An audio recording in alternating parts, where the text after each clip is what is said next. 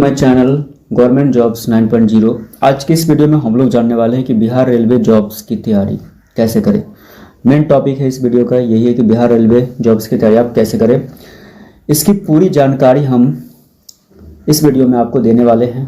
तो आइए इसे एक एक चरण में सरल हिंदी में हम समझेंगे, एक एक बारीकी से समझेंगे। वीडियो बहुत इंपॉर्टेंट होने वाली है, दिल थाम के रहना है और पूरे वीडियो को अच्छे तरीके से देखना है। बिहार रेलवे जॉब की अगर आप तैयारी करना चाहते हैं तो इसकी जो संपूर्ण जो मार्गदर्शिका है वो क्या क्या होती है, इस वीडियो में हमने एक एक तरीके से एक एक पॉइंट हमने आपके लिए चुन चुन करके हमने नोट डाउन किया है ताकि आपको अच्छे से हम समझा सके इस वीडियो में। सबसे पहले पॉइंट की अगर हम बात करें, सबसे पहले जानना है कि रेलवे में कौन कौन सी नौकरियां होती है। सबसे इंपॉर्टेंट है, आपको ये जानना पड़ेगा कि रेलवे में विभाग के अंदर कौन कौन सी नौकरियां होती है। सबसे पहले अगर हम बात कर ले कि रेलवे में कई प्रकार की पोस्ट होती है जिनकी तैयारी थोड़ी अलग अलग होती है ना।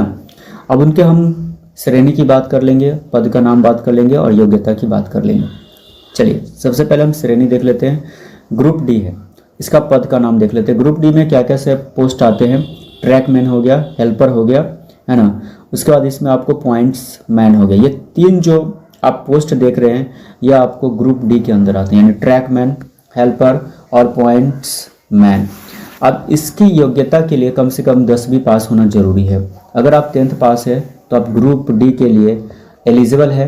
आपकी योग्यता अगर 10वीं पास है तो आप आसानी से भर सकते हैं और इसकी जो परीक्षा है उसमें आप बैठ सकते हैं या आप ग्रुप डी की तैयारी कर सकते हैं। कह सकते हैं ट्रैकमैन, हेल्पर और पॉइंट्स मैन की इसमें तैयारी होती है। अगले श्रेणी की अगर हम बात कर लेते हैं ग्रुप डी के बाद ग्रुप सी की, तो ग्रुप सी में क्या होता है, नॉन टेक्निकल भी इसको बोलते हैं। ग्रुप सी को एक्चुअली हम लोग नॉन टेक्निकल भी कहते हैं, जिसके अंदर क्लर्क आ जाता है, टिकट कलेक्टर आता है, स्टेशन मास्टर आता है। अब इसके अंदर जो आपकी पोस्ट है वो क्लर्क हो गया, टिकट कलेक्टर हो गया, स्टेशन मास्टर हो गया। अब इसकी जो योग्यता होनी चाहिए, कम से कम आपकी क्वालिफिकेशन होना चाहिए वो 12वीं या ग्रेजुएशन कम से कम होना चाहिए। या तो आप 12वीं पास हो यानी 12th पास है या आप ग्रेजुएशन है, तो आप इस ग्रुप सी के लिए आप एलिजिबल है। आपकी योग्यता अगर 12वीं और ग्रेजुएशन है तो आपकी योग्यता है, तो आप इसके लिए एलिजिबल है, आप भर सकते हैं, फॉर्म को अप्लाई कर सकते हैं और इसकी परीक्षा की तैयारी कर सकते हैं। अगले अगर हम श्रेणी की बात करें तो इसमें आता है टेक्नीशियन या एएलपी कह सकते हैं, टेक्नीशियन या एएलपी। इसके अंदर क्या होता है कि assistant loco pilot, technician, ITI या डिप्लोमा, जेई या एसएसई या junior engineer, senior section engineer या इंजीनियरिंग डिग्री, इस तरीके के आरपीएफ, रेलवे पुलिस बल, इस तरीके के पोस्ट आते हैं, आपको टेक्नीशियन या एएलपी कहते हैं। इसके अंदर आपको असिस्टेंट लोको पायलट का आ जाता है, टेक्नीशियन का आता है, आईटीआई वाले आ जाते हैं या डिप्लोमा वाले आते हैं, या जूनियर जेई या एसएसई वाले आते हैं, यानी जूनियर इंजीनियर या सीनियर सेक्शन इंजीनियर बोलते हैं। जेई का मतलब जूनियर इंजीनियर, एसएसई का मतलब होता है सीनियर सेक्शन इंजीनियर। अब इंजीनियर डिग्री वाले जितने भी होते हैं, आरपीएफ, रेलवे पुलिस बल भी इसी के अंदर आते हैं, टेक्नीशियन या एएलपी के अंदर।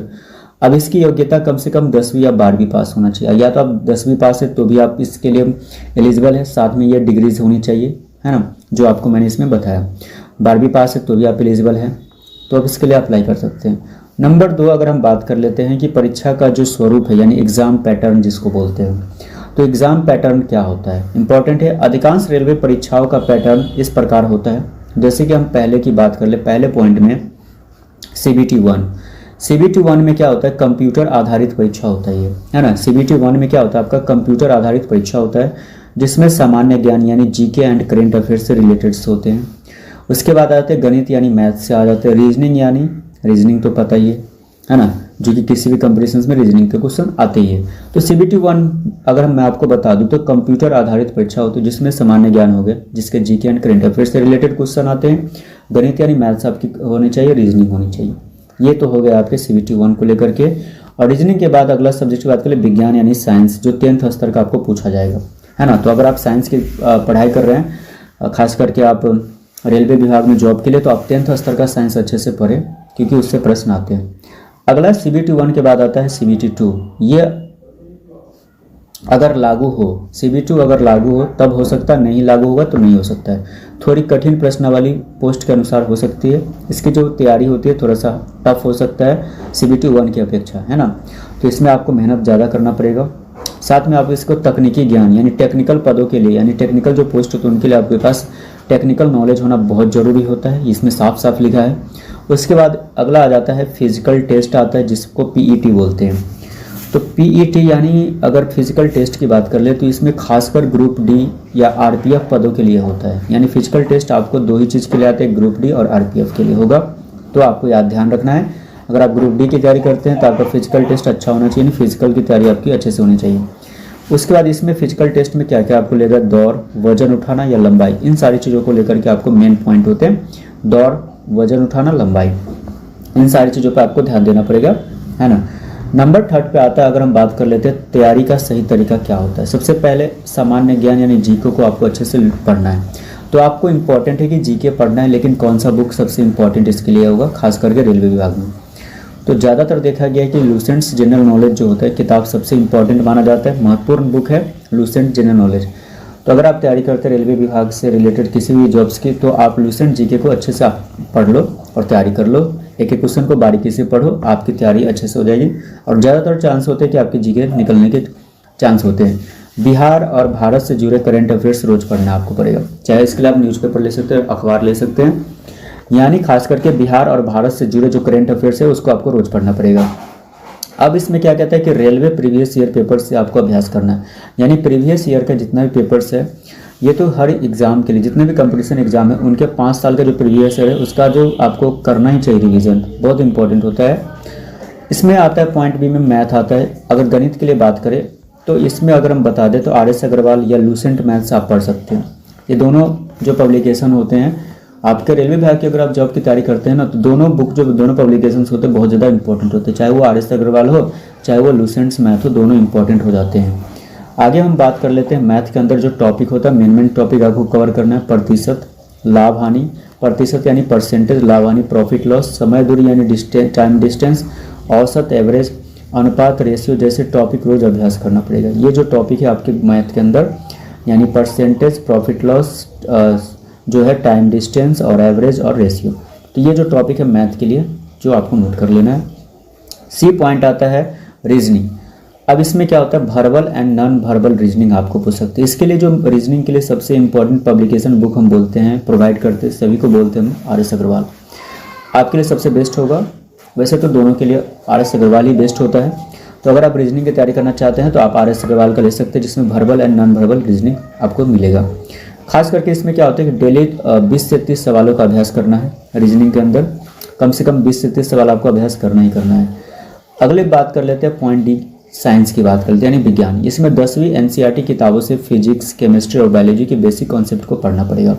यानी 10वीं क्लास के जितने भी NCERT जो बुक है साइंस के, चाहे वो फिजिक्स की बात कर ले, चाहे केमिस्ट्री की, चाहे बायोलॉजी की, आपको उसके बेसिक कॉन्सेप्ट आपको अच्छे से पढ़ने पड़ेंगे। चैप्टर को रीड कर ले, आपका काफ़ी हो जाएगा, तैयारी कर ले, आपको जैसे अच्छा लगे उसके हिसाब से। नंबर 4 पॉइंट आता है study material, books and sources क्या क्या। सबसे पहला लूसेंट जीके आपके पास होना चाहिए। अगर आप रेलवे विभाग की तैयारी करना चाहते हो तो आपके पास लूसेंट जीके होना ही चाहिए। नंबर 2 बात कर लेते हैं, राकेश यादव क्लास नोट्स यानी मैथ्स होना चाहिए। सबसे नंबर 3 की अगर हम बात कर लेते हैं, अरिहंत रीजनिंग बुक होना चाहिए, है ना, नंबर ये नोट करते जाना है। नंबर 4 पे अगर हम बात कर लेते हैं, railway previous year paper book यानी अरिहंत या किरण पब्लिकेशंस का, आप इसको खरीद सकते हैं और इससे सॉल्व कर सकते हैं। नंबर 5 पे आता है करंट अफेयर्स जो मैगजीन होते हैं, जैसे कि प्रतियोगिता दर्पण या अड्डा 247 कैप्सूल्स, ये जो मैगजीन है इसका इस्तेमाल कर सकते हैं और तैयारी करने में, है ना। उसके बाद ऑनलाइन तैयारी के साधन क्या क्या है, यूट्यूब चैनल जैसे रेलवे अड्डा 247 से भी आप तैयारी कर सकते हैं। बहुत सारे ऐसे यूट्यूब चैनल है, टेक्स्ट बुक से आप कर सकते हैं, एग्जामपुर रेलवे से कर सकते हैं, बहुत सारे ऐसे प्लेटफॉर्म है ऑनलाइन।